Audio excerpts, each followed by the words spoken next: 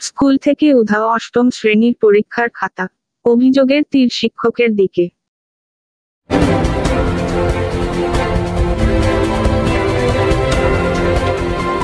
মেদিনীপুরের কোলাঘাট ব্লকের খনাডিহি উচ্চ মাধ্যমিক বিদ্যালয়ে অষ্টম শ্রেণীর গণিত বিভাগের খাতা স্কুল থেকে উধাও, ছাত্রছাত্রীরা শিক্ষকের দিকে আঙ্গুল তুললেন। স্কুল দপ্তরের অভিযোগ ভুলক্রমে কোনোভাবে হারিয়ে গিয়েছে। ছাত্রদের অভিযোগ মাস্টার মশাইরা খাতা বিক্রি করে দিয়েছেন, তাই আমাদেরকে দ্বিতীয়বার পরীক্ষা দিতে হচ্ছে।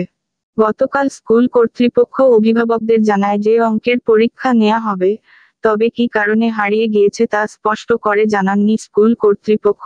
জানায় যে একই সাথে সমস্ত ছাত্রছাত্রীদের পরীক্ষার খাতা ছিল, কিন্তু সেখান থেকে শুধু অষ্টম শ্রেণীর ছাত্রছাত্রীদের 15 নম্বর যে পরীক্ষা হয়েছিল গণিতে, সেই খাতা পাওয়া যাচ্ছে না।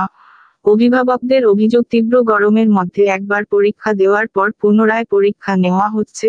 ওর মুখেই একটাই প্রশ্ন উঠে আসে, শিক্ষকরা হয়তো খাতা বিক্রি করে দিয়েছে। এই ঘটনা নিয়ে শুরু হয়েছে রাজনৈতিক তরজা।